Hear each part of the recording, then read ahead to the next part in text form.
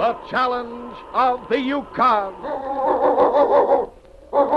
It's Yukon King, swiftest and strongest lead dog of the Northwest, blazing the trail for Sergeant Preston of the Northwest Mounted Police in his relentless pursuit of lawbreakers. On King! On, you Husky! Gold discovered in the Yukon. A stampede to the Klondike in the wild race for riches. Back to the days of the gold rush. With Sergeant Preston and his wonder dog, Yukon King, as they meet the challenge of the Yukon.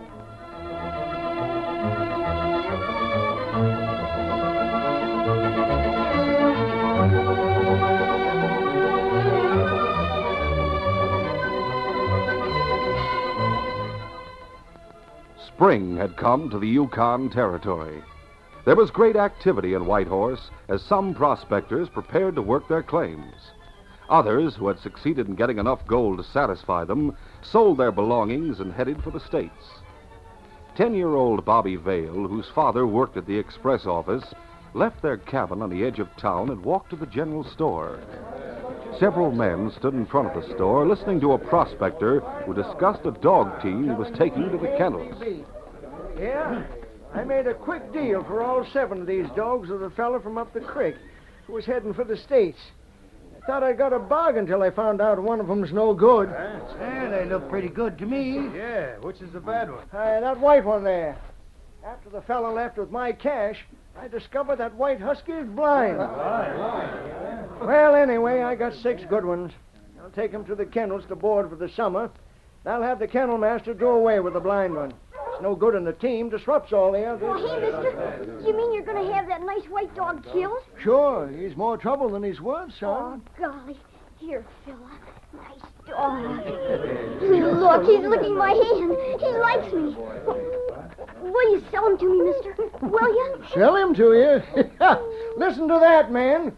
The boy wants to buy the blind Husky, he says. But I mean it, honest. I'll give you $1 for him. I have $1 I saved right here with me. Keep your dollar, son. I'll let you have the mutt for nothing if you want him that much. Oh, golly. Here, I'll tie a piece of rope to his collar and let you take him home. There. All right? He's all yours, son. Gosh, thanks a lot. I'm going to call him Whitey. Come on, Whitey. Come on, Whitey. The boy's parents will raise hob with him for bringing home a blind dog, I reckon. Well, better get going to the kennels with the rest of them. Come on, you Husky.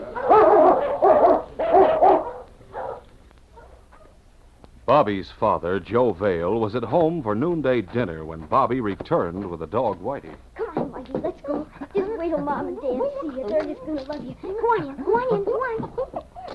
Dad, Mom, look at the dog a man gave me. Isn't he a beauty? I call him Whitey. Bobby, why should anyone give you a dog like that? You sure you didn't find him and bring him home? Oh, no, Dad. A man gave him to me, honest. Joe, I don't understand. As you say, why should anyone get... Whitey's blind, that's why. Blind? A jumping catfish. No wonder somebody gave him away. What good is a blind dog? But he likes me, Dad, and I like him. That makes no difference. Take that dog and give him back. No one's going to push off an old blind mutt on us to take care of. If I give him back, he'll be killed. The man said so. Please, Dad, let me keep Whitey. Please. He'll be a great care, Bobby. I'll take care of him all by myself. Honest, Mom. Listen to me, Bobby. I told you I don't... Joe, dear, wait a minute. If Bobby wants to take the responsibility of caring for the dog, well, it will give the boy something to think about, something to do. Well, if you're willing, Helen, I guess we might... Oh, golly, Whitey, they're going to let you stay. You're going to be my dog. Come on, Philip, we'll go outside and play. Come on, Whitey, go on. Blind dog. What do you know about that? And it means added expense to feed him, too. It won't cost much, Joe, and it made Bobby so happy.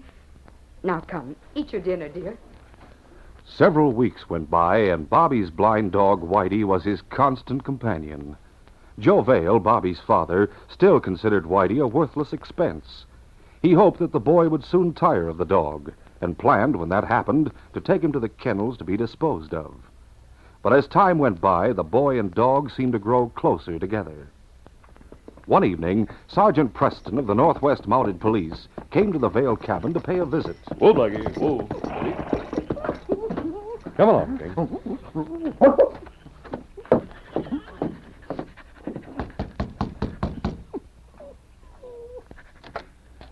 Well, Sergeant Preston and King. Glad to see you. Come in. Thanks, Joe. Quiet, Whitey, that's Sergeant Preston and King. Hi, Sergeant. Well, hello, Bobby. Oh, King. Look, King and Whitey seem to like each other. Well, Whitey's a fine dog, Bobby. Where'd you get him? The dog's blind, Sergeant. Some Oh? prospector gave him to Bobby. Hello, Sergeant. Oh, hello, Ellen. I see you've met Whitey. I must admit he makes a good playmate for Bobby, but otherwise he's useless. Oh, gosh, Mom, Whitey's smart, honest. When we play hide and seek, he finds me every time. If he's good company for the boy, that's all that counts. As long as Bobby wants him, I'll put up with him. But he eats like a horse. And money isn't too plentiful around here, Sergeant. Bobby, take the dogs outside and play a while. Oh, sure, Mom. Come on, Whitey. Come on, King. Come on. Go on, boy. Go on. Well, Sergeant, what brings you to Whitehorse? Routine patrol, Joe. I'll be leaving here in a day or two.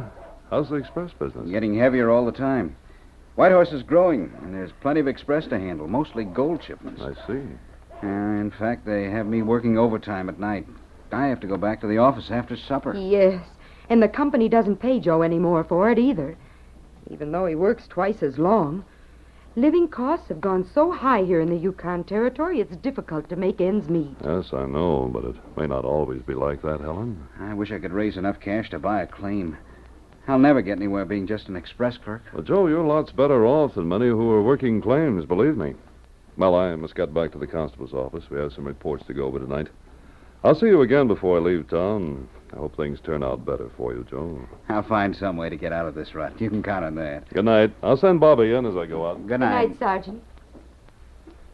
That night, at the constable's office, Sergeant Preston and the constable were discussing events that had happened in and around Whitehorse. Sergeant, in the past few weeks, several robberies have taken place near here. Huh? I thought at first you'd come here because of a report I sent to Dawson. I didn't see your report, Constable.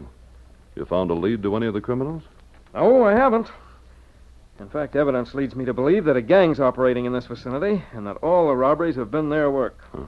What makes you think that? Well, a prospector was stopped and robbed on the trail by 4 men who wore bandanas over their faces. And a week ago, 4 men entered the Gold Nugget Cafe and held up the customers. I see. General store was broken into and robbed several days ago. I trailed the hoof marks of 4 horses as far as the creek. Then I lost the trail. Well, once you tell me, it seems that your conclusion's a good one. From descriptions given of one of the bandits, I've concluded he's Rusty Rain. That's the outlaw I received a handbill on about a month ago. Well, that's interesting. Rain and his gang were thought to have escaped over the border. Well, then they must have come back up from Skagway recently, because witnesses have described the leader of the gang as a heavy man with a shock of rusty red hair and a scar on his chin. That fits the description of Rain. I'll stay here and do what I can to help you find that gang. Fine, fine. I was hoping you'd say that, Sergeant. I'll go over the reports on those crimes tonight. In the morning, we'll try to get a lead on their hideout. That evening, about 6 p.m., 2 rough-looking men sat at a table in the cafe talking confidentially. I got some news that Rusty'd be glad to hear, Dave. Yeah? What is it, Mike? There's a big shipment of gold in the safe at the express office.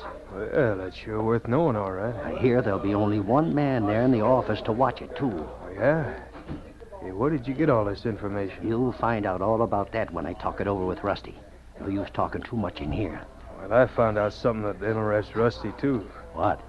That famous Mounties, Sergeant Preston, is in town with that smart dog of his. Hey, maybe he got wind that we're operating in this territory. Rusty won't be glad to hear that he's down this way. He'll know what to do, don't worry. Come on, Mike. We better go to the hideout and tell Rusty what we found out. Yeah, let's go. The 2 crooks left the cafe and, mounting their horses, rode the south trail from town. Later, they stopped before the hideout cabin on the bank of Bear Creek. Ho there. Ho now. Ho. Steady there. Easy now.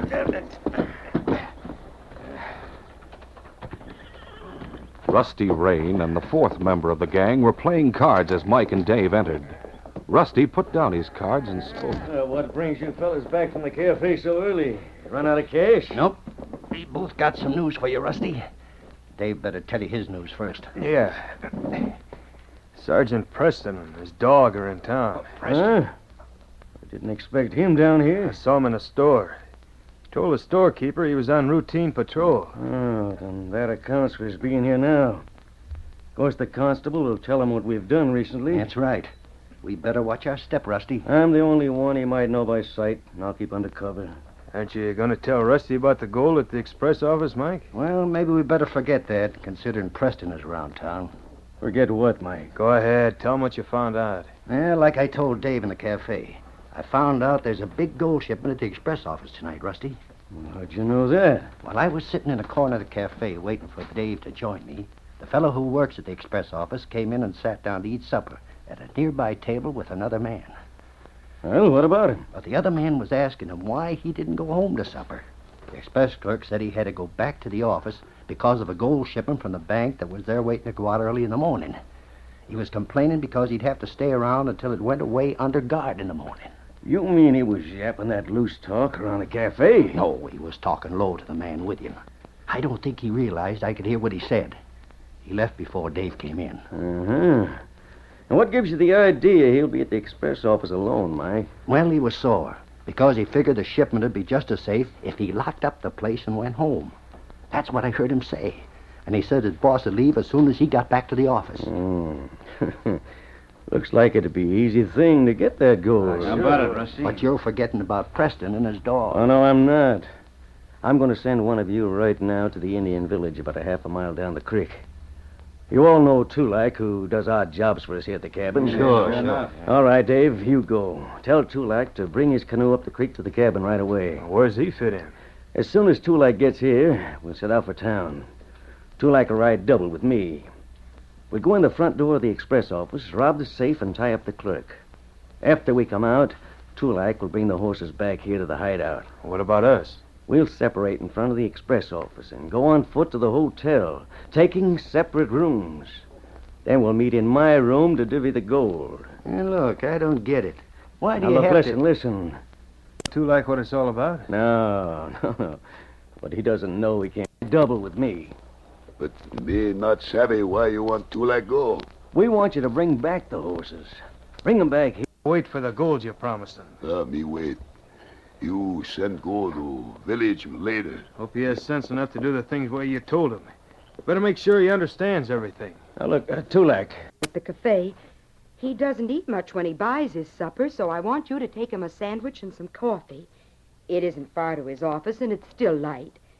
I'm sure you'll be able to take it to him, won't you? Oh, sure. Why do you go with me, won't you, Phil? Now, the coffee is in this small pail, and the sandwich is in this package. Now, you carry them carefully. All right, Mom, I'll be careful. Come on, Whitey, let's go. Come back before darkness sets in. Yes, ma'am. At the express office, Joe Vale was busy checking waybills. He didn't notice the horseman who quietly reined to a stop outside. He was startled when the front door opened and 4 men entered. What?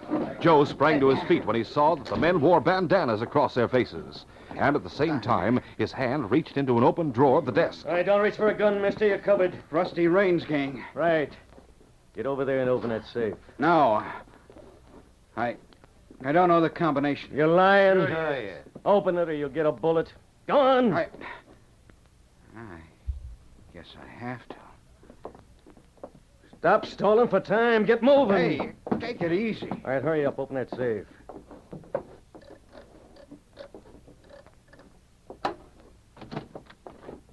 Well, it's open, Rusty. Good. Now, before we do anything else, I'm going to do this. All right, Dave. While Mike and I clean out the safe, you and Sam tie and gag him. Yeah, sure. All right, come on, Mike. Let's get busy. All right. Yeah.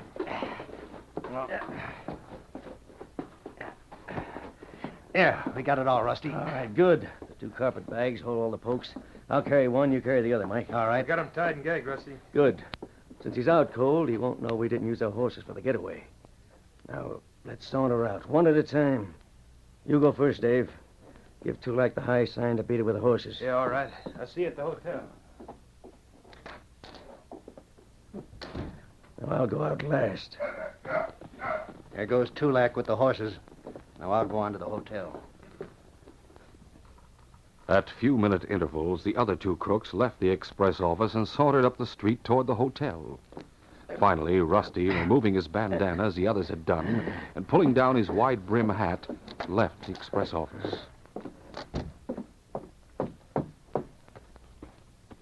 As Rusty walked up the street, Bobby Vale and his blind husky Whitey walked toward him. With his hat partially obscuring his vision, Rusty didn't see the dog cross in front of him. He stumbled over the dog and fell. Hey, what the... Oh, golly, mister, I'm sorry. You see, my dog is blind. I ought to put a bullet in him, the crazy... Hey, don't kick my dog. He couldn't help Come on, get out of the way. Get away from me, you mutter out. Whitey, quiet there, quiet. Yeah, you're lucky I don't shoot him. Watch your step next time, kid. Gosh, Whitey, he might have used his gun on you. What's that you said? Come on, give it to me. Give it to me. Oh, he dropped his bandana. Maybe I ought to... No. I'll just keep it for you to play with, Whitey. You already tore it, and he'd just get mad at you. Let's go, fella. Come on, Whitey. Come on. A few minutes later, Bobby and Whitey entered the express office. Hey, Dad, where are you? Oh, golly. Dad, he's all tied up. I have to get loose. Quickly, Bobby untied the cords and took away the gag, but his father lay still and white with eyes closed. Dad! Whitey, he's hurt. I have to get Mom. You stay here, Whitey. Stay here. It wasn't long before Bobby returned with his mother. There he is on the floor, Mom. He's hurt. Joe, speak to me. Oh. It's Helen. Helen, oh, my head. Joe, what happened? Bobby found you tied and gagged. The Rusty Rain gang, 4 of them. They robbed the safe. Oh. He hit me on the head. Bobby, run to the constable's office quickly. Tell them what happened and ask them to come right over. All right, Mom. Wait here, Whitey. Wait here. Sergeant Preston, the constable, and King lost no time in getting to the scene of the robbery. Joe Vale told them what had happened.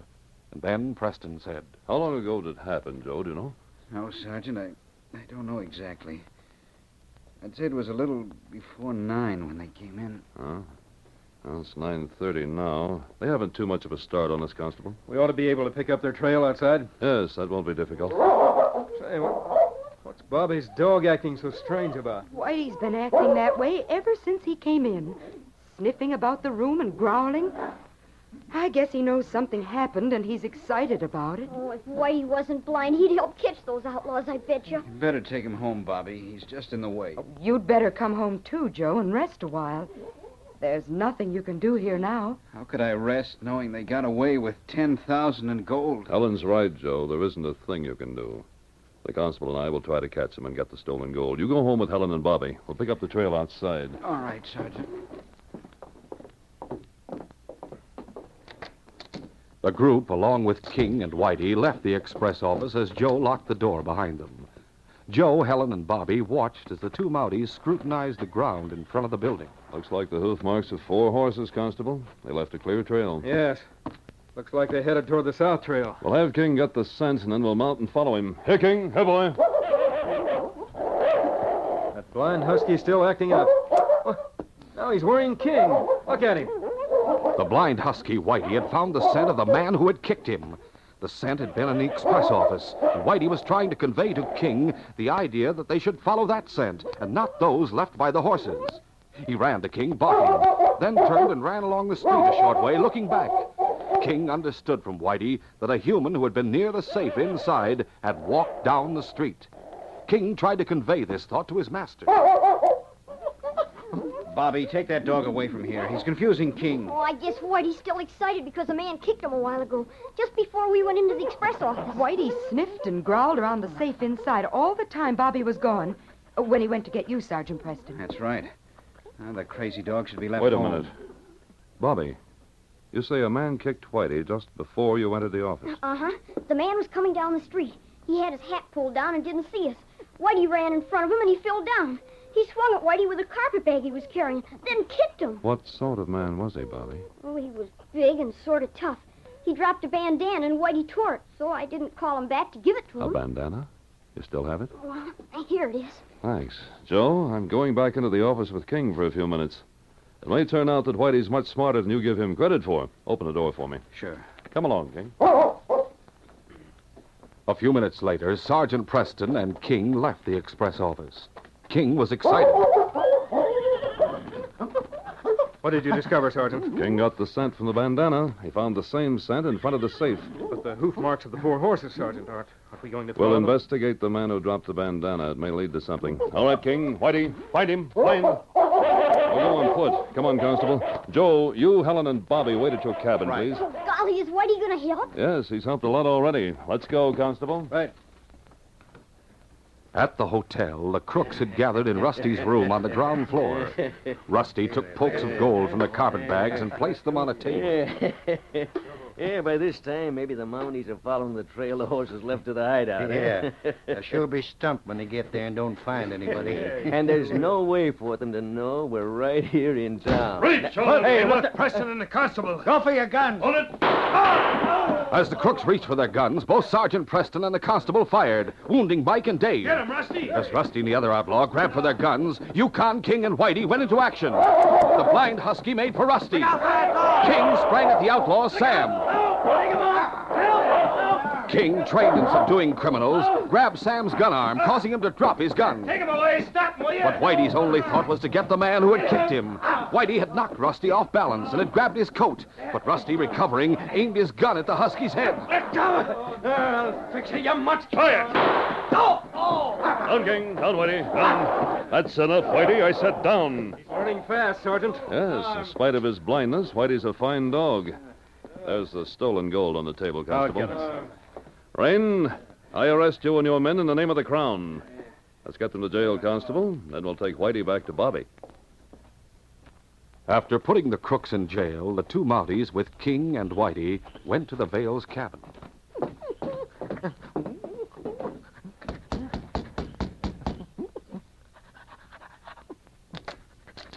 Sergeant, did you get them? We caught them, Joe. Stolen gold's in the safe at the constable's office. Great. Come on in. You too, Whitey. Golly, did Whitey help you catch the crook, Sergeant? Did he? Did he help us? Well, Bobby, if it hadn't been for Whitey, we might not have found the crooks at all. He and King attacked 2 of the crooks and kept them from getting a chance to shoot us. Gosh, I can't believe Whitey really did it. Seeing that he's blind. Because of his blindness, Whitey's sense of smell is extremely keen. You see, he knew that the man who kicked him had been in the express office. And I guess if there's any such a thing as dog language, he told King all about it. But the trail left by the 4 horses, Sergeant. We got the crooks to talk. They had a clever plan to throw us off their trail. An Indian took the horses to their hideout while they went to the hotel one by one after the robbery. We'll pick up that Indian for questioning, though from what we've learned, he didn't know of the robbery. He may be able to tell us something of the gang's former operation, Sergeant. That's right. Golly, Whitey's really a hero, isn't he? Yes, Bobby, he is. You ought to be very proud of him. Oh, I am. How about it, Whitey? I guess I was wrong about Whitey. From now on, he's really one of the family. Good, Joe. I'm glad you feel that way. Whitey will be famous when this news gets out. And with the crooks in jail and the gold returned, this case is closed.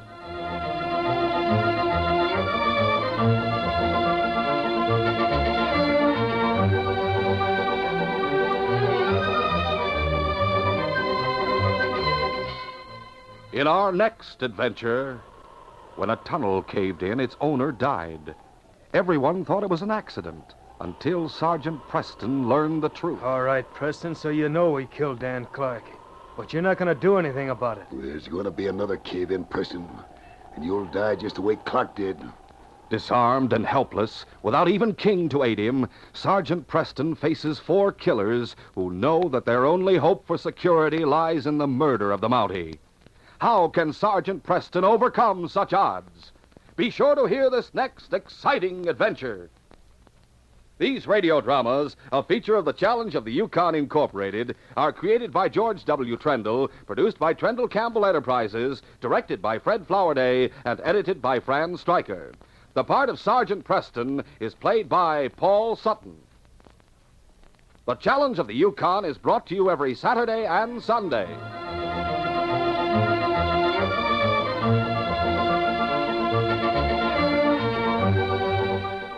This is J. Michael wishing you goodbye and good luck until our next adventure.